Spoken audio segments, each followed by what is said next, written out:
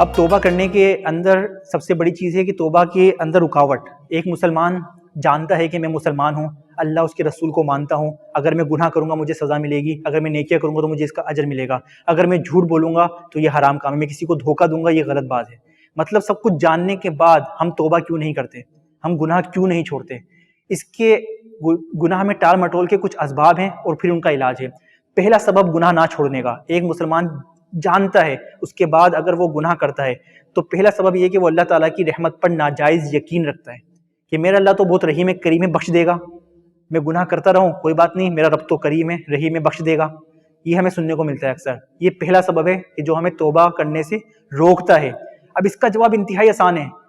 آپ اپنے اوپر خود رکھ کے سوچ لیں. مطلب یقیناً اللہ تعالیٰ قادر ہے, اللہ تبارک و تعالیٰ رحیم ہے, اللہ تعالیٰ کریم ہے, اللہ تعالیٰ بخش سکتا ہے, لیکن کہ اللہ تعالیٰ واقعی بخشے گا؟ اس کی مثال اس طرح لے لیں کہ کوئی شخص اگر کسی ادارے میں نوکری کرتا ہے, اس کا سیٹ بہت اچھا ہے, بہت مدد کرنے والا ہے, اگر وہ شخص پورے مہینے نوکری میں نہ جائے, یا اگر نوکری پہ جا رہا ہے تو ٹانگوں پہ ٹانگ رکھ کے بیٹھ جائے اور آرام کرے, اور وہ بولے کہ میرا باس تو بہت مالدار ہے, بہت سخی ہے اور بہت اچھا انسان ہے, یہ تو مجھے سیلری دے دے گا. یقیناً وہ سیلری دے سکتا ہے, یقیناً اگر وہ بہت اچھا شخص ہے وہ قادر ہے کہ وہ اس کو سیلری دے دے. لیکن اگر وہ مہینہ پورا ہونے کے بعد اپنے سیٹ کے پاس جائے گا اور اس سے مطالبہ کرے گا میری سیلری مجھے دو, اب وہ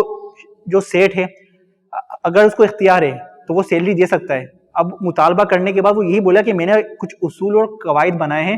کچھ ضوابط ہیں کہ تمہیں اس ٹائم آنا ہے, اس ٹائم جانا ہے, یہ کام کرنا ہے, کارکردگی دکھانی ہے, اس کے بعد تم حقدار ہو گئے سیلری کے. لیکن تم نے پورے مہینے کچھ نہیں کیا تو میرے پاس آ گئے اس امید سے کہ میں تو سیلری دے سکتا ہوں, یقیناً میں دے سکتا ہوں سیلری, لیکن کیا وہ سیلری دے گا؟ کبھی بھی نہیں دے گا. تو یہی مثال اگر ہم سمجھنے کے لیے اس کو ہم اپنے سامنے رکھیں کہ یہ دنیاوی معاملہ ہے کہ اگر اس طرح نہیں ہوگا تو ہمارے رب نے بھی قواعد و ضوابط بنائے ہیں, اسلام ہمیں عطا کیا گیا ہے جس میں ہر چیز ہمیں بتا دی گئی ہے کہ اگر ہم یہ کام کریں گے تو اس کی یہ سزا ہے, اور اگر ہم یہ اچھا کام کریں گے تو اس کی یہ جزا ہے. اور اس کے باوجود ہم وہ کام نہیں کرتے, اللہ تعالیٰ کی نافرمانی میں پوری زندگی گزارتے ہیں اس امید پر کہ اللہ تعالیٰ ہمیں بخش دے گا. تو یہ سب سے بڑی بیوقوفی ہے کہ اللہ تعالیٰ ہمیں بخش سکتا ہے, یقیناً ہمارا ایمان ہے, لیکن ہمارے بے عملی کی وجہ سے, ہماری اس گھٹیا سوچ کی وجہ سے, شیطان اور نفس کے بہکاوے کی وجہ سے ہم یہ عقیدہ بنا رہے ہیں, اور اس کی وجہ سے ہم سوچ رہے ہیں کہ گناہ کرنا ہمارے لیے جائز ہو گیا. تو اگر ہم اللہ تعالیٰ کی بارگاہ میں یہ دلیل پیش کریں گے تو اس کو سمجھنے کے لیے وہی مثال ہے کہ اگر ہم کسی سیٹ کے پاس جا کر یہ بولیں کہ تم تو ہمیں سیلری دے سکتے ہو تو دے دو سیلری, تو وہ یہی بولے گا کہ مجھے تم نے بیوقوف سمجھا ہوا ہے, یقیناً میں دے سکتا ہوں, لیکن عمل تو کرو میرے حساب سے, تم بھلے کتنا اچھا ہو, کتنا سخی کیوں نہ ہو. تو یہ پہلا سبب ہے توبہ میں ٹال مٹول کے اسباب میں. دوسرا سبب یہ ہے کہ اللہ تعالیٰ کی رحمت سے مایوسی. کوئی شخص اگر اتنے گناہ کر دیتا ہے کہ اس کو لگے کہ اللہ تعالیٰ اس کو معاف ہی نہیں کرے گا, یہ بھی ایک گناہ ہے. حضرت علی فرماتے ہیں کہ کبیرہ گناہوں میں سے سب سے بڑا گناہ ہے اللہ تعالیٰ کی رحمت سے مایوس ہو جانا, کہ اللہ تعالیٰ مجھے معاذ اللہ معاف نہیں فرمائے گا. قرآن پاک کی آیت مبارکہ ہے جس میں اللہ تبارک و تعالیٰ ارشاد فرماتا ہے لا تقنطوا من رحمت اللہ, کہ اللہ تعالیٰ کی رحمت سے ہرگز مایوس نہ ہو. اس میں ہمارے لیے یہ سبق ہے کہ ہمیں چاہیے کہ ہم اللہ تعالیٰ کی رحمت سے مایوس نہ ہوں, کیونکہ یہ ایک شیطان کی طرف سے یہ بھی ایک وار ہے کہ اگر ہم کسی شخص کے بہت بڑے بڑے گناہ ہیں, وہ اگر یہ سوچ کے توبہ نہ کرے کہ اللہ تعالیٰ مجھے معاف نہیں کرے گا, میں اللہ تعالیٰ کی رحمت سے مایوس ہو گیا ہوں, تو یہ ایک اور گناہ ہے. اس آیت مبارکہ کے بعد کے الفاظ میں بے شک اللہ تعالیٰ فرما رہا ہے کہ ان اللہ, کے بے شک اللہ تعالیٰ تمام گناہ بخش دے گا. جب اللہ تعالیٰ نے قرآن پاک میں یہ آیت مبارکہ نازل فرمائی تو ہم کیوں اللہ تعالیٰ کی رحمت سے مایوس ہوں؟ ہمیں تو چاہیے کہ ہم اللہ تعالیٰ کی بارگاہ میں پڑے رہیں, جتنے بھی بڑے بڑے گناہ ہو جائیں یقیناً ہم نہیں چھوڑ سکتے. یہ سب سے بنیادی عقیدہ ہمیں رکھنا ہے توبہ کے اندر کہ ہم نہیں بن سکتے نیک, ہمارے اندر طاقت نہیں ہے, ہم شیطان سے اور نفس سے مقابلہ نہیں کر سکتے, لیکن ہمارا رب, ہمارا مالک اللہ تبارک و تعالیٰ بہت طاقتور ہے, وہ ہمیں ان خبیث چیزوں سے بچا سکتا ہے, اس لعین شیطان سے ہماری حفاظت کر سکتا ہے, ہمارے نفس سے ہمیں بچا سکتا ہے. سب سے پہلے ہمیں یہ عقیدہ رکھنا ہے کہ ہم نہیں کر سکتے, اللہ تعالیٰ بے شک قادر ہے. تو ہمیں اللہ تعالیٰ کی رحمت سے مایوس نہیں ہونا چاہیے, بلکہ اللہ تعالیٰ کی رحمت کے سائے میں پڑے رہنا چاہیے. اللہ تعالیٰ کی بارگاہ میں ہمیں حاضری ہوتے ہوتے یہ کہنا چاہیے کہ اللہ پاک تو میری حفاظت فرما. اگر کوئی شخص زانی ہے, قاتل ہے, شرابی ہے, جتنا بڑے گناہ اس نے کیے ہیں, اگر ان کا تعلق حقوق العباد سے نہیں ہے تو وہ اللہ تعالیٰ کی بارگاہ میں حاضر ہو, ان 4 شرائط کے ساتھ توبہ کرے, ماضی شرمندگی اللہ کی رضا کے لیے اور دوبارہ نہیں کروں گا, تو یقیناً اللہ تبارک و تعالیٰ اس کے تمام گناہ بخش دے گا. اب توبہ میں ٹال مٹول کے اسباب میں سے ایک سبب یہ ہے دوبارہ مبتلا ہونے کا یقین. اب دوبارہ مبتلا ہونے کا یقین ہمیں گناہ کرنے سے نہیں روک پاتا. مطلب مجھے پتا ہے کہ میں دوبارہ گناہ کروں گا تو آج توبہ کر کے اللہ تعالیٰ کو دھوکہ کیوں دوں. تو یہ بھی ایک شیطان کی طرف سے ایک وار ہے, اس کو بھی ہمیں درگزر کرنا چاہیے اور حدیث پاک کے اوپر نظر کرنی چاہیے کہ حدیث پاک میں اللہ تعالیٰ ارشاد فرماتا ہے کہ میرا بندہ گناہ کرتا ہے، پھر میری بارگاہ میں حاضر ہوتا ہے اور اقرار کرتا ہے کہ یا اللہ پاک مجھے معاف فرما، مجھ سے گناہ ہو گیا، تو اللہ تعالیٰ فرماتا ہے کہ میرا بندہ جانتا ہے کہ اس کا کوئی رب ہے جو گناہوں پر گرفت بھی کر دے گا اور اس کو معاف بھی فرما دے گا، میں نے اس کو معاف کیا۔ یعنی اللہ تعالیٰ فرما رہا ہے کہ فقط اللہ تعالیٰ کو ماننا بھی عبادت ہے، کہ اگر ہم یہ عقیدہ رکھتے ہیں کہ واقعی اللہ تعالیٰ موجود ہے اور ہمیں گناہوں پہ پکڑے گا بھی اور معاف بھی فرمائے گا، یہ عقیدہ رکھنا بھی عبادت ہے۔ اس عقیدے کی برکت سے ہم توبہ کریں گے تو اللہ تعالیٰ بار بار گناہ اگر ہم سے کوئی ہو جاتا ہے، دوبارہ مبتلا ہونے کا یقین ہے، تو اللہ تعالیٰ ہماری مدد فرمائے گا، اللہ تعالیٰ ہماری اس گناہ سے دوری کروا دے گا۔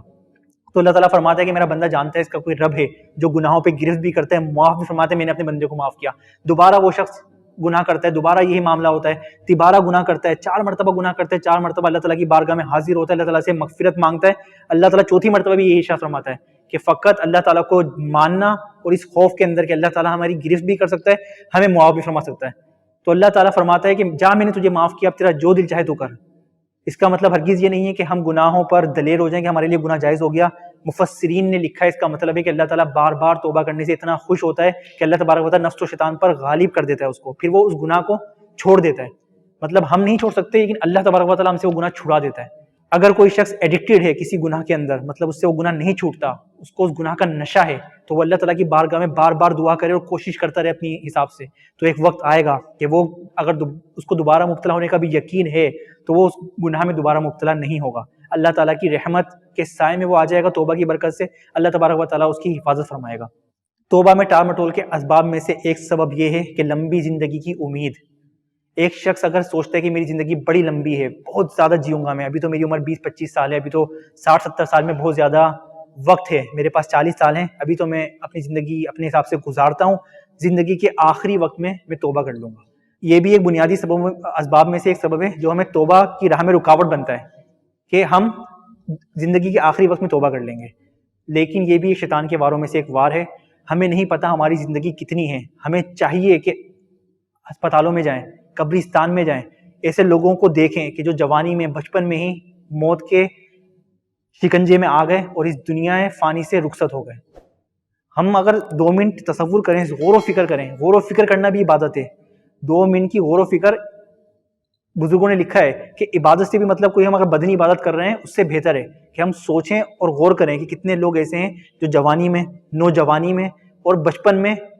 اس دنیا سے گزر چکے ہیں۔ اگر ہمارے ساتھ بھی یہ معاملہ ہو کہ ہمیں نہیں پتا ہماری کتنی ساعتیں باقی ہیں، لیکن ہمارے رب کو پتہ ہے ہماری کتنی ساعتیں باقی ہیں، تو ہمیں اس چیز کا انتظار نہیں کرنا چاہیے کہ لمبی زندگی کی وجہ سے ہم توبہ نہ کریں۔ ہمیں روز توبہ کرنی چاہیے، اللہ تعالیٰ کی بارگاہ میں حاضر ہو کے سب سے پہلے ہمیں اللہ تعالیٰ سے معافی مانگنی چاہیے کہ یا اللہ پاک ہم گناہ گار، سیاہ کار، بد کردار بندے تیرے پاس آئے ہیں، تو نے توفیق دی ہمیں کہ ہم تیری بارگاہ میں حاضر ہوئے ہیں، تو ہمیں نیک بنا، ہماری مدد فرما، اس گناہ سے ہمیں نجات عطا فرما۔ توبہ میں ٹال مٹول کے اسباب میں سے ایک سبب یہ بھی ہے کہ حصول لذت کا غلبہ، کہ کسی گناہ میں ہمیں لذت ملتی ہے، سکون ملتا ہے۔ مثلا کوئی شخص ہے اگر وہ حرام نہ دیکھے تو اس کو نیند نہیں آتی، معاذ اللہ۔ اگر کوئی شخص ہے وہ حرام نہ کرے تو اس کو نیند نہیں آتی۔ اگر کوئی شخص حرام نہ پیے تو اس کا کھانا ہضم نہیں ہوتا، مثلا شراب نہ پیے تو اس کا کھانا ہضم نہیں ہوتا۔ اگر حصول لذت کا غلبہ اتنا زیادہ ہے تو ہمیں توبہ کرنے سے روکتا ہے۔ ہم سوچتے ہیں اتنی پریشانیاں ہیں، آزمائش ہیں، مصیبتیں ہیں، مجھے سکون ہی حرام سے ملتا ہے، مجھے سکون ہی شراب پینے سے ملتا ہے، مجھے سکون ہی زنا کرنے سے ملتا ہے، تو یہ سکون میرا ختم ہو جائے گا تو میں کیا کروں گا؟ تو اس کے لیے ہمیں چاہیے کہ ہم سب سے پہلے اس بات کو مانیں کہ حقیقی سکون اللہ تبارک و تعالیٰ کے ذکر میں ہے۔ الا بذکر اللہ تطمئن القلوب، کہ بے شک خبردار دلوں کا سکون اور اطمینان تو فقط اللہ تبارک و تعالیٰ کے ذکر میں ہے۔